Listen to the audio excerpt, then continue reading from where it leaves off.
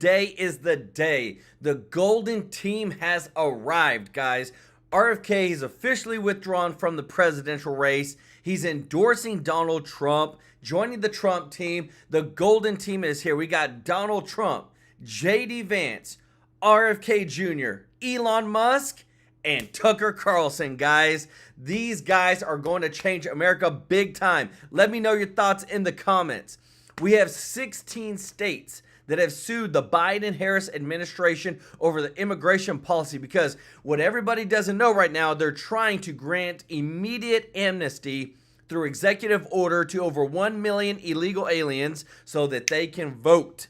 Elizabeth Warren gets owned on CNBC over her stance that businesses are price gouging and that's why inflation is high. This video literally makes the day that much better. And we've got Tucker Carlson, who has exposed Kamala Harris in her DNC speech and how she is lying and gaslighting the American people straight to their face, guys. I'm so excited about today's video. We got so much amazing, great news, y'all. Just want to say, tell me where you're from. Thank you to everybody that's watching. If you're not subscribed, please hit that subscribe button. And thank you to all of our subscribers for helping us grow this community. And also, too, if you don't mind, click the thumbs up like button. It really does help right there. And also, too, thank you to everybody that does give a donation, super chat to the channel. It's such a blessing to me and my family, guys. We appreciate you very much. But guys, let's get, and gals, let's get right into it, guys. There's too much craziness going on. Check this out. RFK officially withdraws to endorse Trump. Him and his VP, Nicole Shanahan, say that they are going to endorse Trump. This is a big swing for Trump. It's all official. RFK is actually speaking at Trump's rally today. This is huge, huge news. So what's going to happen? You want to know what's going to happen?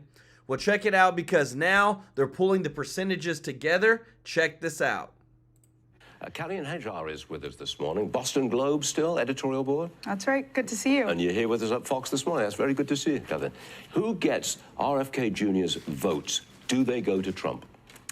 My guess is that most of them would go to Trump. And that's because, you know, polling, at least before Kamala became the Democratic nominee, polling showed that RFK voters were closer aligned to Trump than they were to Biden. So both of them also have a similar profile. They don't have the same policies necessarily, but they both fashion themselves as heterodox alternatives to political elites on the left. Could make a difference, especially in battleground swing states where it's a very narrow election at this point. Just a couple of thousand votes go to Trump, he wins. Absolutely. 100%. Yeah, it could make a huge difference. And I think in the latest Washington Post poll, you have Harris at 47, Trump at 44, and RFK at 5%. So that 5% could make a really big difference.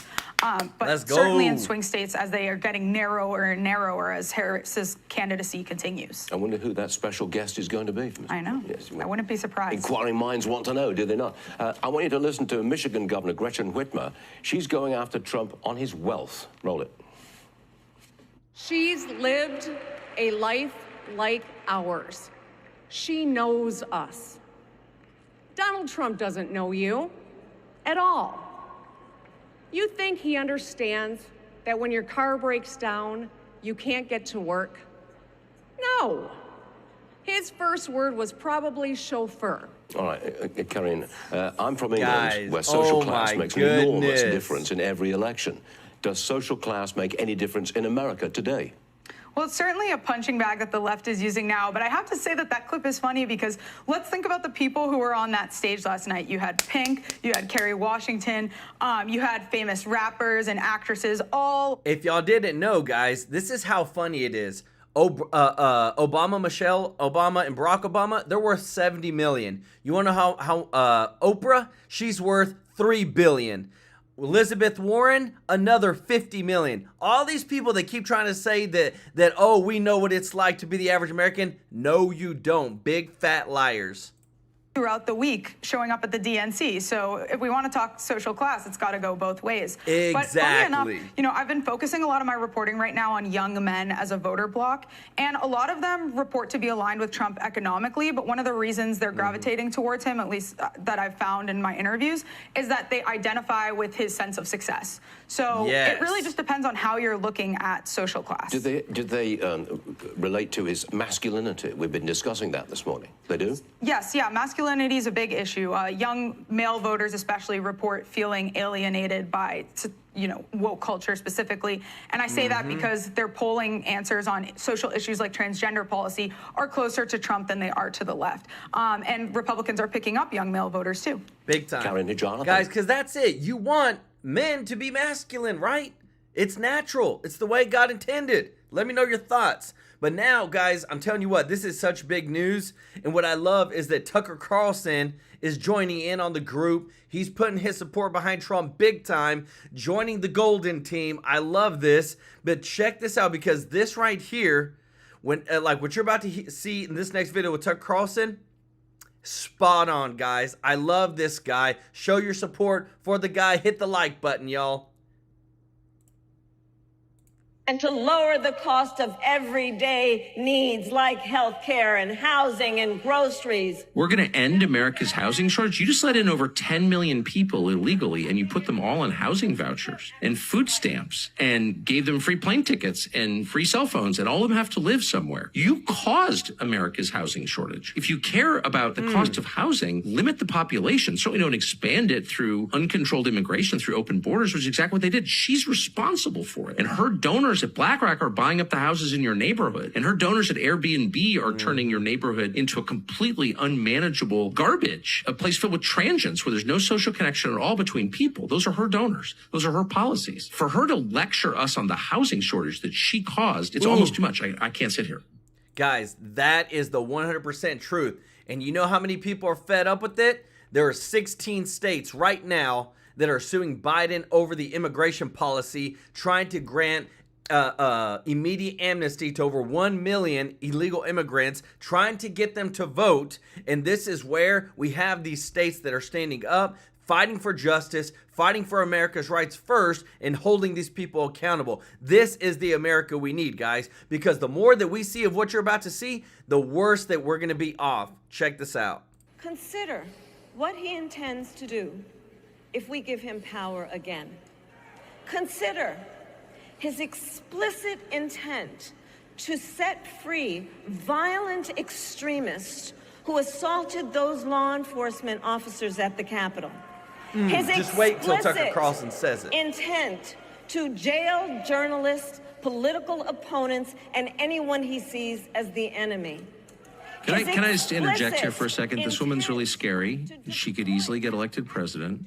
She's much more skillful than I have ever seen. She's a liar on the deepest level. The things she is saying right now are not just untrue, they're the opposite of the truth, which is the hallmark of evil. She's an extremist. Sorry, guys. She'll say anything. She's much more like Gavin Newsom than I ever realized. I could go through a whole litany of why what she's saying is not true. It wasn't an armed mob. There's not one person inside the Capitol with a firearm, period. Exactly. How can it be an insurrection where they're trying to take over the government if nobody had firearms? Nobody went there with firearms to take over the government. They were just protesting. And it was the guards that let them into the Capitol. Person who was shot in the Capitol was an unarmed woman shot by one of Nancy Pelosi's bodyguards. So again and again, she's telling us that she fought the cartels to secure the border. She's the border czar, and the border is controlled by the cartels. She argued that Donald Trump, quote, tried to throw away your vote. Didn't the Democrat Party just throw away all the votes and install her? Well, exactly. She's saying that Donald Trump will free from prison violent extremists, meaning like 75-year-old lower middle class women with diabetes, when she endorsed defunding the police and opening the prisons to allow actual criminals out, which is why the crime rate has spiked, to allow the population of Venezuela's prisons, Caracas's prisons, are now living in the United States because of her. I mean, I guess what I'm saying is, and I don't want to sound like I'm whining or fact-checking, which I hate, but what she's saying is the mirror image of the truth. She doesn't care. She's got no reference points in the truth, and she's an extremist. And she's a former prosecutor, and no former prosecutor should hold power, period. I've covered them my whole life. I've intensely disliked every single one of them for good reason. I think they're scary, they're liars, and they're megalomaniacal. And they put people in prison for political reasons. I've seen it again and again and again, and she's one of them. Guys, and what they're saying, like everything that they've said is literally what they've done to Donald Trump. That's what blows my mind, is they're the ones who have sent, political persecution, all this stuff. DOJ's gone after them. You can't tell me that the months before the presidential election, 4 huge cases come up against Trump, and it's not targeted. Like, all the stuff that they're saying is all fake. And I feel like a lot of people are seeing this. I feel like a lot of people are now, even on the other side, guys, even on like CNN, what I got to show you is amazing. Even on CNBC. And yeah, I just said CNBC, guys. But what you're about to see is people that are standing for the truth now, because everybody's just fed up. Stop lying straight to our faces. Check this out. Put on some price controls, basically. But our next guest worked with Harris on an anti-price gouging bill in 2020 during the pandemic. A similar bill was reintroduced in the Senate earlier this year. Joining us now, Massachusetts Democratic Senator Elizabeth Warren. Senator, you're famous from last night. Oh, you're already famous, but you're even more famous from last night. Kind of a pretty nice moment for you, I have to say. Well, it was a moment for me about democracy. Why all these people had shown up because they want to be in the fight. And they want to be in the fight because they want to see an America where they can afford to pay for their prescription drugs. They want to see an America where their kids can afford to go to college without getting crushed by student loan debt. They want to see an America where we're going to strengthen Social Security, not, as Donald Trump did, propose 4 budgets in a row that cut it. So I saw this as a room full of volunteers who are in the fight all the way. Senator, and I love that. I actually wish Watch this. Donald Trump would consider doing something to entitlements and stuff, but I don't think that's really the case. Senator, the price gouging. But here's what the Washington. Remember, he did try 4 times in a row. I wish he would. But you know what's hilarious is that Trump is the first one to come out and say no taxes on Social Security. Haven't heard the Democrats say that, but listen to what you're about to hear, guys. You're going to love this. Actually, maybe move it out to 70 or 75, because something's got to be done, because it's going to be untenable the way it is. Look at the Washington Post, and if you lose the Washington Post as a Democrat, you got some serious problems. This is what they said about the price gouging or the price control legislation. It was really pilloried from both sides of the aisle. Even Jason Furman, I don't know if you saw some of his comments. He said it's not good policy, and it could actually do more harm than good. And I can paint you a picture of how that would work and how it's worked in the past, where we've tried to artificially hold prices down. Competition doesn't come in. People don't, like, if beef is too high, people don't move the chicken. The competitors don't come in to undercut where the beef prices are. Nothing works when you try to artificially control prices. It's just a supply and demand issue. It's a flawed idea. So did you have a question here? Yes. Why would you propose a flawed idea when the real problem, if you really want to help the middle class, if you really sincerely want to help people having trouble at the grocery store, it's not price gouging that's the issue. And if you look at it seriously and really want to help them, then let's do something about it together. Spending. Fine. I understand if you want to do a lecture about this, but let's just start with, where have you been for the last 30 years as 36 states have price gouging laws, and they have used them effectively. States like Texas and Florida, they've used price gouging laws. Price gouging laws are not price control. Price gouging laws are to say, sometimes markets go off the rails. And when they do, we need some ways to get them back on the rails. We need some curbs on that behavior. Listen to this, guys. So, for example, we watched good. in the pandemic how prices went up for a whole lot of reasons. They went up partly because we had supply chain kinks. We had problems because of the war in Ukraine that cuts supplies of certain commodities. And one of the things that happened as a result of that is there were corporations that said, whoa, now that we have inflation, now that prices are up overall, this is a great opportunity for us to raise prices, not just in passing along costs, but to go way, way, way above that. And how do we know that it was way, way above just passing along costs? Look at what happened to their profit margins. If they'd just been passing along costs, profit margins would have stayed about the same. But for some industries, some companies, profit margins shot up. And do you know where they shot up most often? It was in companies or in industries where there was a lot of concentration, a lot of market power, places where the market is not functioning competitively. So you end up with someone, you remember we all talked about egg prices. You end up with something like this guys, giant just wait egg till producer, you hear this, guys. Cal-Maine. And Cal-Maine raises the price of eggs. Their profit margins increased by 718%. That's not just passing along costs. Senator, and that is a time in that's any sophistry. your example on Kraft.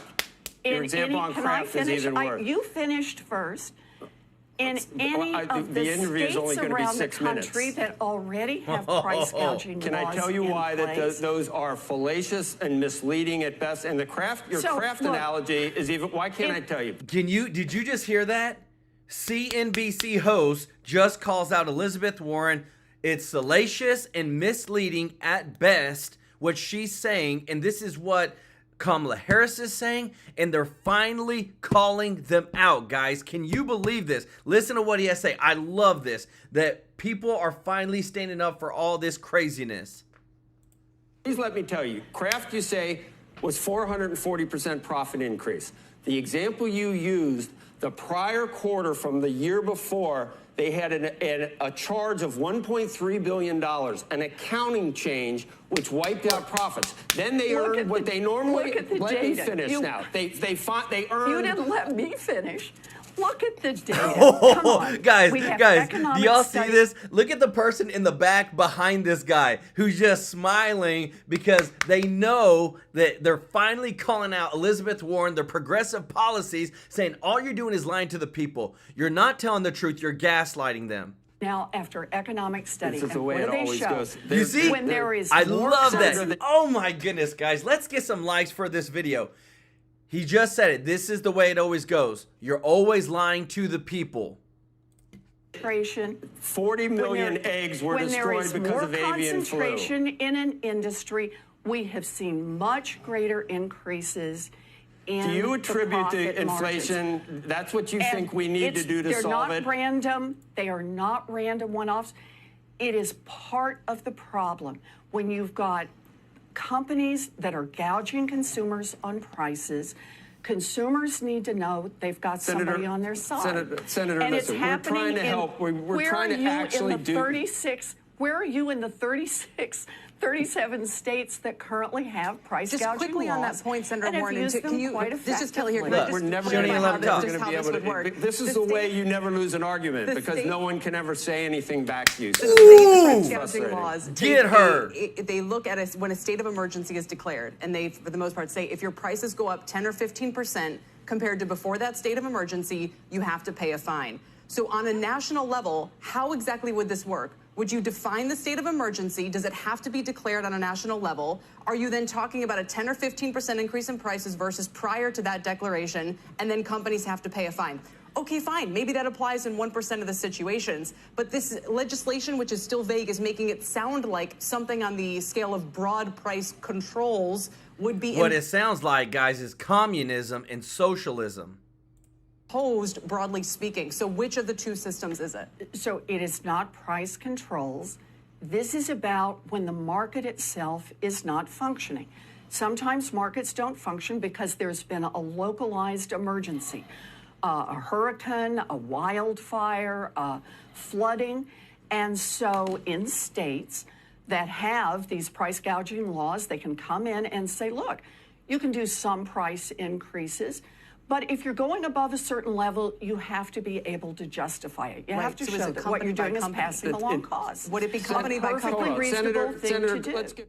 Can you believe this, guys? What we just saw, like, this never happens, guys. We're living, the fat lady is singing, pigs are flying, we're living in the Twilight Zone. You've got CNBC, who's literally calling out progressive Elizabeth Warren on their policies. Why? Because everybody is so freaking fed up with them lying and saying, well, they did this and they've got record profits. Guys, and he told her, like, no, that's misleading. The year before, they took a $1.3 billion loss because of this, and this, and then they finally got to where they had normal profits, so that's why it was so high. It was a one-off, and there was prior circumstances versus her trying to come on and convince people of something that isn't true.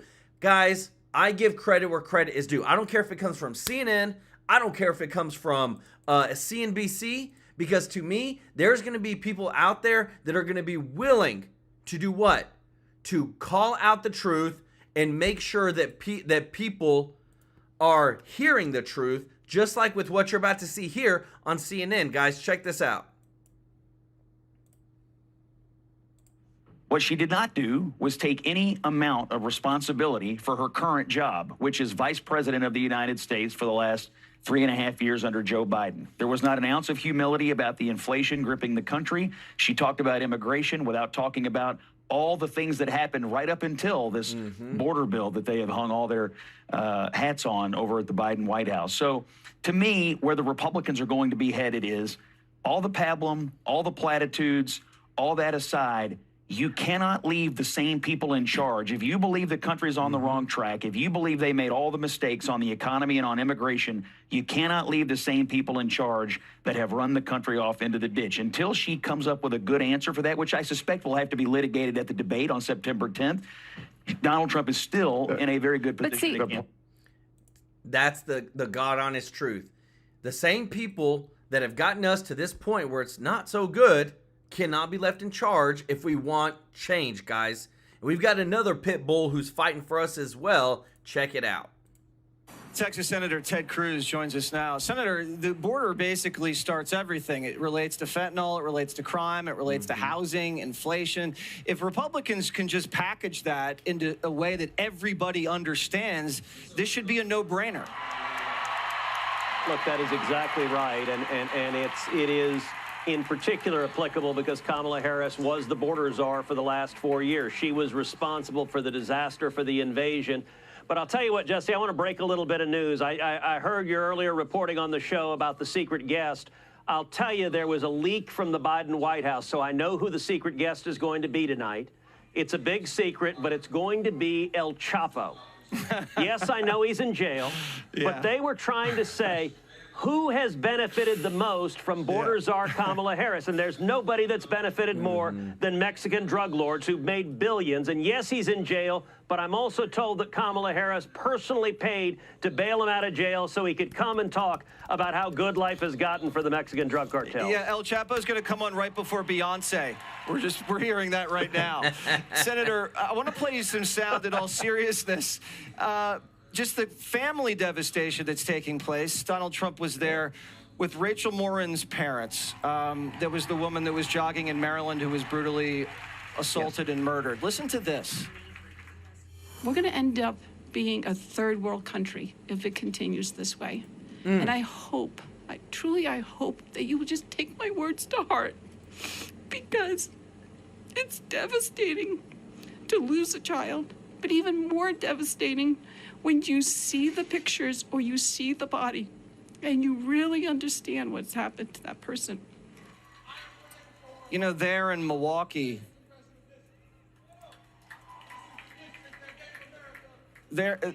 Senator, there in Milwaukee, there was a lot of personal stories, a lot of American people that the president put on a pedestal and listened to. You're seeing him doing that right there again. You're not hearing that here in Chicago. Why is that? I thought this was the party of the people. Look, this is unfortunately the party of special interest. This is the party. There's a reason You just had Randy Weingarten, the head of the teachers unions there, who was in charge of the school lockdowns that hurt kids across this country, because this is all about power. And in contrast, look, what happened to Rachel Marin was a travesty, a beautiful mother of 5, raped and murdered by an illegal immigrant that Joe Biden and Kamala Harris released. President Trump today also appeared with Alexis Nungary, the mom of Jocelyn Nungary, a beautiful 12-year-old girl in Houston, Texas, my hometown, who was raped and murdered by 2 illegal aliens that Kamala Harris released. And these are real people. As I talked about in Milwaukee, every damn day another American is murdered, another woman is raped, another child is brutalized by illegal immigrants that Joe Biden and Kamala Harris has released. And I got to tell you, my opponent in the Texas Senate race, Colin Allred, is standing on that stage tonight, proudly standing next to border czar Kamala Harris. And they have nothing to say for the victims, for the families that have been devastated by the criminals they're releasing. You know, they don't even mention their names. You did not hear one name from one of the people that's lost their lives over these illegal immigrants on the stage at the DNC. Not one. Yeah, well, as you said, we actually just got the embargoed speech from El Chapo, and it is just a full-throated endorsement of Kamala Harris. It's going to be, it's must-see TV. Senator, thank you as always. Guys, I'm telling you, there's so much breaking news today, because this right here, not only with RFK joining Trump's team, the Golden Team, guys, let's get some likes for the Golden Team. But right here, we reported on this, but there's some more news coming out over this with Arizona can require proof of citizenship to vote. As crazy as it is to say, for a federal election of the President of the United States, they're finally doing it. Thank God. Man, this is crazy. Check it out. Fox News Sunday anchor Shannon Bream is here. It was 5-4. If you could pull up call for number 1. Justices Thomas, Alito, Gorsuch, Roberts, and Kavanaugh all together, and Justice Barrett in the denial. Right. It's so interesting. But what's interesting also is it seems like with language from the court that when this eventually does get there, they may actually side with Arizona. And so what matters now is what happens to this election. And when we know how tight Arizona has been in 2016, really tight in 2020. If you don't know, in 2020, Trump only lost by like almost 11,000 votes, guys. That's how close this was.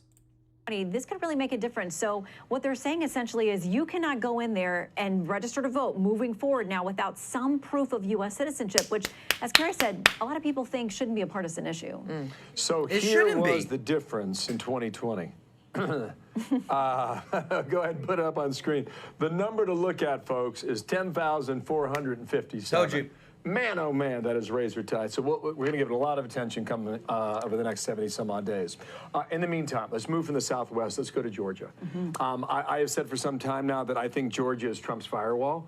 Like, if Kamala Harris starts cutting into him in Georgia and all those 16, 20 counties that surround metro Atlanta, he could be in trouble. But there seems to be a meeting of the minds with the governor, Brian Kemp, and Trump said this. Roll it real quick. It's a quick clip. He wants Trump to win, and he's going to work with me 100%, and I think we're going to have a very good relationship with Brian Kemp.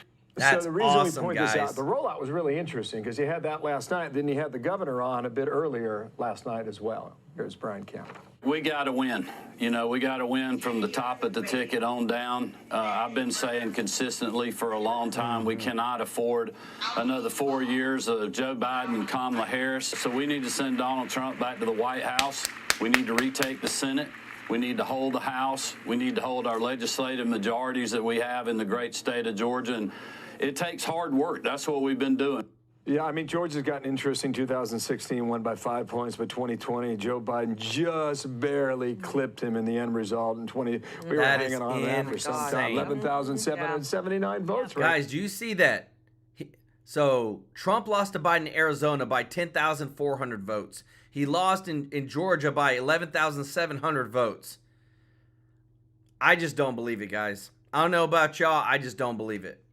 But politics makes allies when you want to win. How do you see it? Well, and here's the thing. Democrats now feel that they've made significant inroads. They feel good about polling showing they think they can put Georgia into play. So I think it's good for Republicans if these two make up. Now, they're not going to be besties. I grew up in that neck of the woods. They're not going bass fishing together, these two.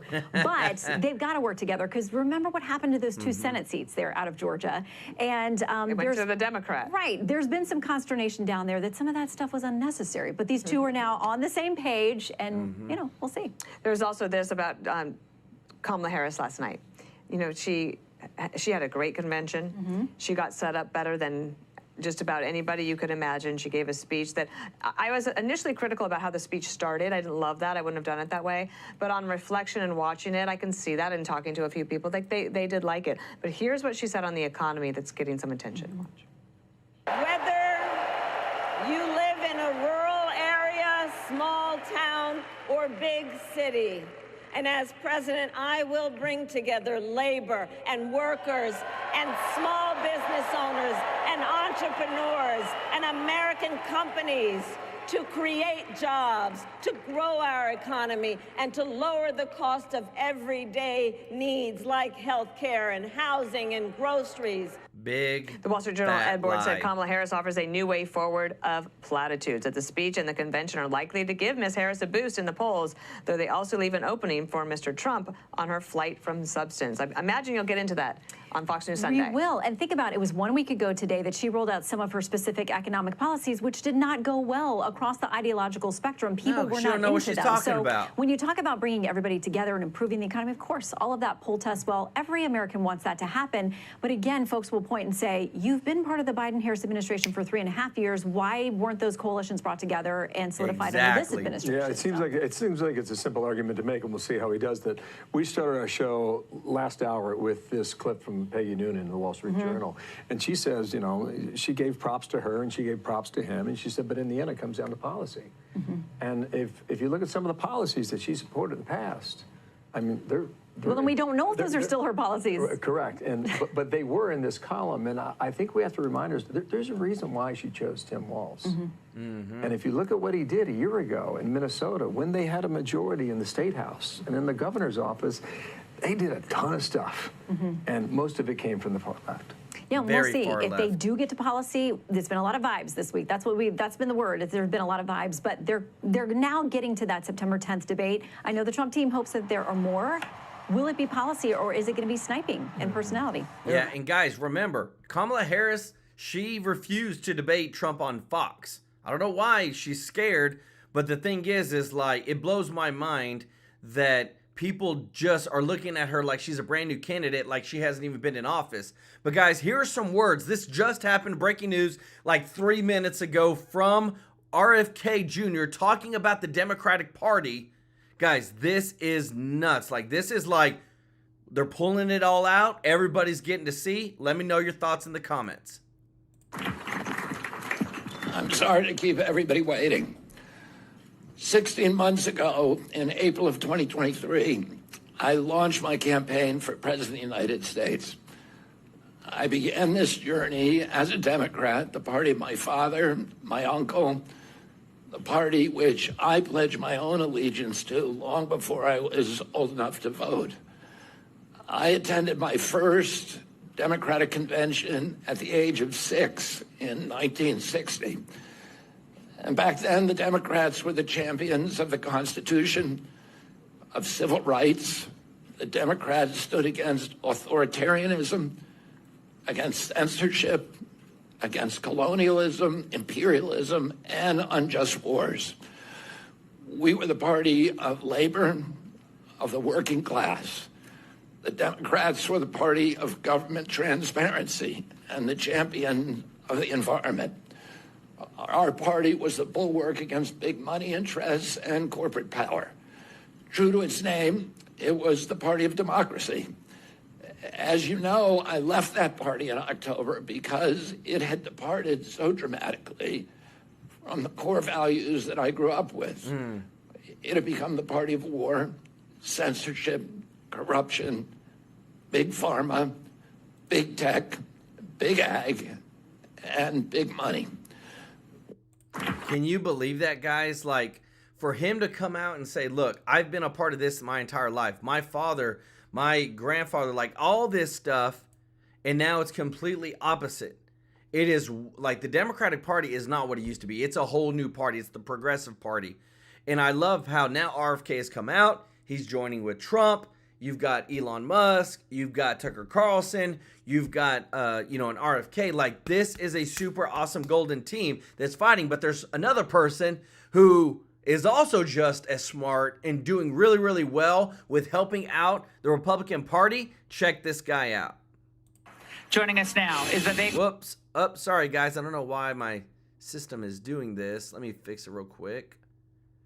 Wait. Oh. There it is. Sorry, guys.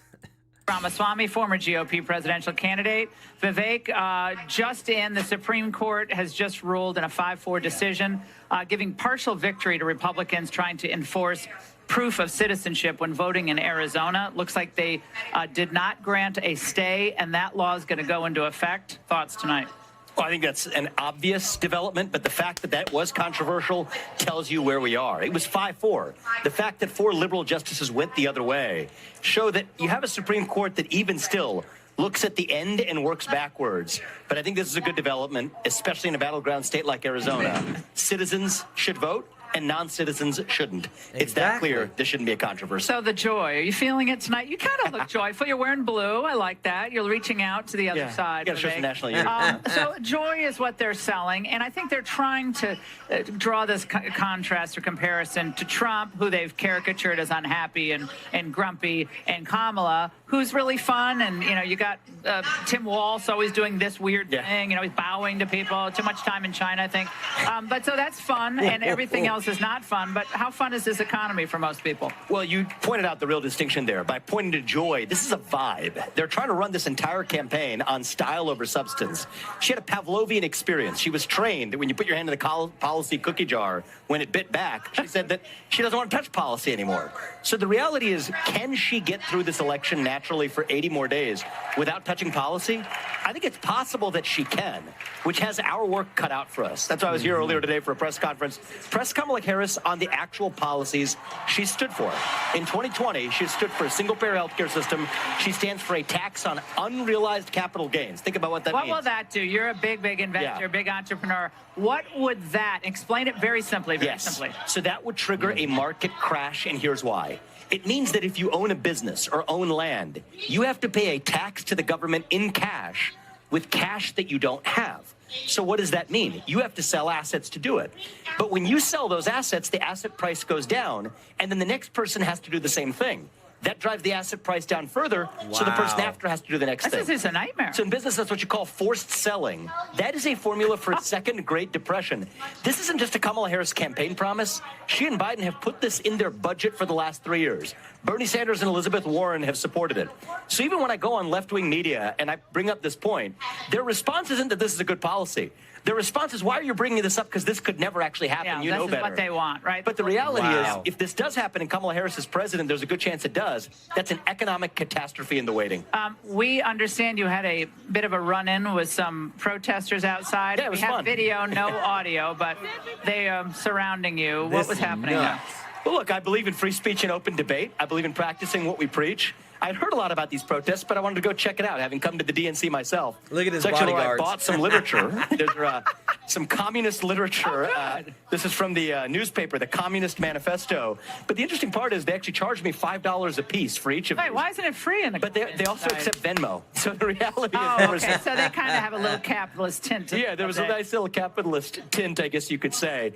The funny thing is, there's actually tensions out there as well. They're very critical of what's happening in here. A lot of those people want peace in the world. Well, you know what? If you want peace, my advice was, go for the guy who kept us out of World War III and kept us out of wars. So I hope we might have changed a couple of minds, or at least opened some eyes out there. For the rest of them, it was, I'll be very open about this, it was pretty wild by the end of it. But the reality is we're not in this to just lead one party. We're in this to lead a nation. I think the Republican Party is the party of free speech.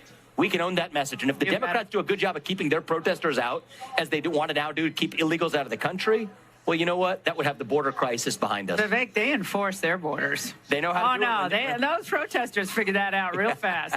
Vivek, I know we're going to hold you up from going. Guys, I'm telling you what, like, I love this golden team that's coming together.